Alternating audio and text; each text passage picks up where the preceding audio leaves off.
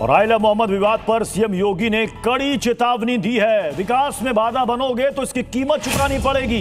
माहौल खराब करने वाले कायर हैं, ये कहा है सीएम योगी आदित्यनाथ ने। आइला मोहम्मद के नाम पर बच्चों को आगे किया जा रहा है। गलत मंशा के साथ जीने वाले गलत फहमी से दूर रहें, जहन्नुम में जाने का रास्ता खुल जाएगा उनका। सीएम योगी ने कहा बरेली में जैसे पिटे थे वैसे ही पिटोगे। क्या कुछ कहा सीएम योगी आदित्यनाथ ने, सुनिए। हिंद का नारा लेकर के भारत के अंदर राष्ट्र विरोधी गतिविधियों को बढ़ावा देने का कुत्सित कार्य कर रहे हैं। गजवाए हिंद हिंदुस्तान की धरती पर नहीं होगा। भारत की धरती, ये भारत के देवीय महापुरुषों, अवतारी महापुरुषों, देश के लिए अपना बलिदान देने वाले महापुरुषों के आदर्शों से संचालित होगा। गजवाए हिंद की कल्पना करना भी और उसका सपना देखना भी जहन्नुम में जाने का टिकट का रास्ता पैदा कर देगा। हमारे साथ इस बड़ी बहस में कुछ मेहमान जुड़ चुके हैं। समीर सिंह हमारे साथ हैं, प्रवक्ता हैं बीजेपी के, आचार्य विक्रमादित्य हैं, धर्मगुरु हैं, तारिक खान है प्रवक्ता समाजवादी पार्टी के, और नूर अहमद अजहरी हैं, इस्लामिक स्कॉलर हैं। मैं शुरुआत करना चाहूंगा समीर जी आपसे। आपको लग रहा है कि इस चेतावनी के बाद सुधरेंगे उपद्रवी? निश्चित रूप से प्रत्युष जी, देखिए उत्तर प्रदेश में माननीय योगी आदित्यनाथ जी की सरकार 2017 में बनी थी और 2017 से लेके अब तक हमने कानून व्यवस्था का राज स्थापित किया है और किसी को भी कानून तोड़ने का अधिकार नहीं। बरेली के अंदर जो घटना हुई है उस पर सख्त कार्रवाई हुई है, आगे भी सख्त कार्रवाई होगी। और जो माननीय मुख्यमंत्री जी ने कहा है किसी को भी गजवाए हिंद स्थापित करने का अधिकार नहीं होगा। जो करेंगे वो जेल जाएंगे, नहीं तो बरेली की तरह जिस प्रकार की गतिविधि दिखाई दे रही है उसी प्रकार का परिणाम उनको भुगतना पड़ेगा।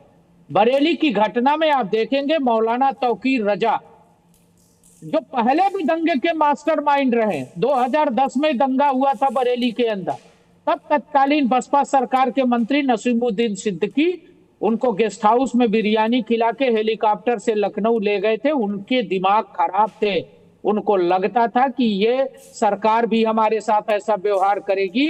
ये योगी आदित्यनाथ जी की सरकार है, ये भारतीय जनता पार्टी की सरकार है, ये समाजवादी पार्टी और बहुजन समाज पार्टी की सरकार और कांग्रेस की नहीं है कि दंगाइयों को बिरयानी खिलाएगी, दंगाइयों को दावत देगी। ये दंगाइयों को यूपी में माहौल खराब करने की कोशिश कौन कर रहा है और क्यों कर रहा है? मायावती के साथ कई बार तो आप सरकार में रहे, कभी 5 दिन कभी 10 दिन, ये उसका जवाब हो। ये बताइए मुझे, मैं पूछना चाहता हूँ, जैसे योगी साहब ने कहा कि गजवाए हिंद नहीं बनने देंगे, क्या किसी ने बोला ऐसा? किसी ने तो गजवाए हिंद का नाम ही नहीं लिया। और जितने लोग बैठे हैं यहाँ पर, चैलेंज दे रहा हूं कि जानते ही नहीं होंगे कि गजवाए हिंद या गजवा होता क्या, नहीं जानते होंगे। खैर आप लोग जानिए भी नहीं, क्या जरूरत है, और न जानते हो तो मैं बता दूंगा। नहीं, हम जानते हैं, किसी ने हम जानते हैं, नहीं जानते, हम भी जानते हैं, आप भी जानते हो। झूठ मत बोलो बैठ के चैनल पर तारिक खान साहब, झूठ मत बोलो। मैं नहीं बोला था मोहम्मद आपके बीच में नहीं बोला था। मोहम्मद के नाम पर दंगा फैलाने का काम किसने किया? आप समझा देता हूं। नहीं, मोहम्मद साहब से एक एक करके बोले, एक एक करके बोले, एक एक करके बोले। मोहम्मद साहब से समीर जी पहले तारिक खान को बोलने दीजिए, तारिक खान को बोलने दीजिए, फिर काउंटर कर लीजिएगा। बेशक काउंटर कर लीजिएगा, पहले तारिक खान को बोलने दे। बोले तारिक खान। मिस्टर समीर साहब, उम्र का लिहाज कर रहा हूं, चुप रहिए, मैं आपके बीच में नहीं बोला था। सुनिए, इस्लामिक टाइम में हैसियत में रह के बात किया करो। उम्र का लिहाज कर रहे हैं और नहीं तो ऐसा हो जाएगा, वैसा हो जाएगा। ये अभी मैं औकात याद दिला दूंगा, बस सही पहुंचोगे। नहीं एक दूसरे पर निजी ना हो। बिल्कुल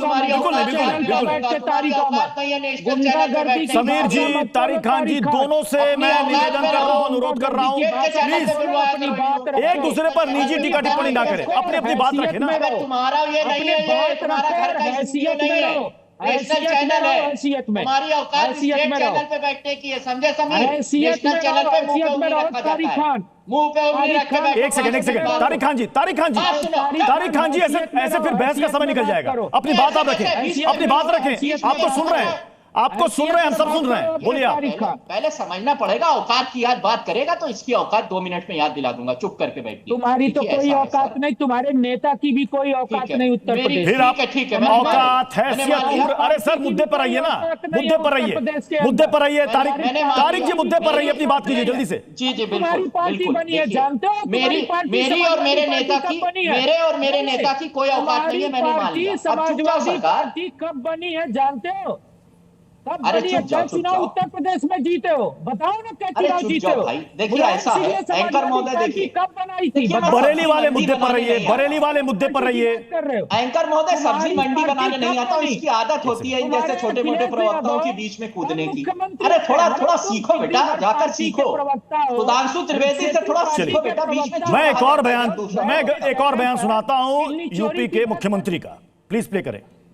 8.5 वर्ष के अंदर उनकी मंशा सफल नहीं हुई।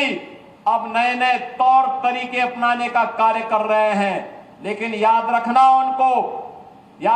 होगा, वे जितना सोचते हैं उससे ज्यादा हमारी पहले से तैयारी रहती है। और जब भी दुस्साहस करेंगे ऐसे ही पिटोगे जैसे बरेली के अंदर पीटे गए हो। तारिक खान।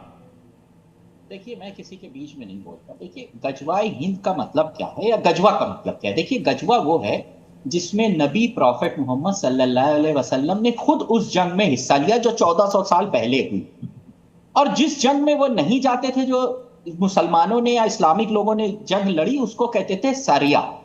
तो इसलिए गजवाह की बात ही करना, क्योंकि नबी तो अब है नहीं प्रॉफेट मोहम्मद सर।